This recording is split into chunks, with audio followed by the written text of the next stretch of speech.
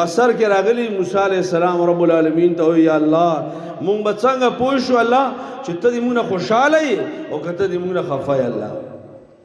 ځکه دا خو ضروري خبره ده کنه انسان یار چې الله به مونږ نه خوشاله وي او که الله به دې مونږ نه خفه وي دا یو ضروري خبره ده یو ضروري سوچ ده دا فکر ضروري ده چې الله مونږ نه خفه ده او که دا دې مونږ نه خوشاله نو الله رب العالمین ته فرمایي موسی چې درې کار وي زه بیا رضا یم او چې درې کار وي نو ته پوه زه ناراضه یم اولنی چې کله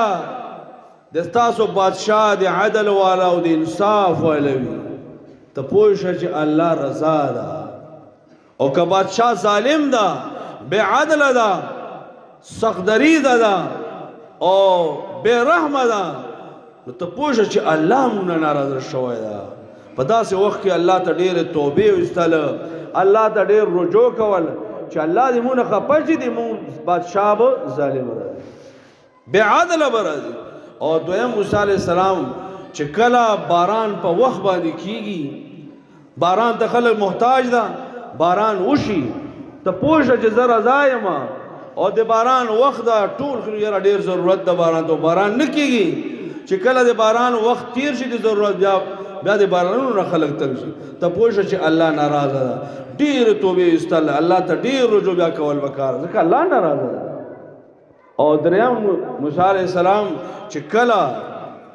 تاسو مال دا د سخیانو سره وي مال الله ورکړی ده د الله د دین دپاره خرچ کوي د خوار غریب دپاره د کونډې رنډې دپاره خرچ کوي سخیان مالدار وي نو ته پوه شه چې الله رضا ده او کنه مال د داسې خلکو سره وي چې هغوی بخیلان وي شومان وي مال نه خرچ کوي دا د دې علامه ده چې الله ناراضه ډېرې توبې الله ته ډېر روژې ورونو مو هر یو نفس زه او ته هر انسان دا د خپل ځان ډېر ذمهوار یو او د ټولو نه ګوره مشکل کار دا ده چې انسان د خپل ځان اصلاح وکړي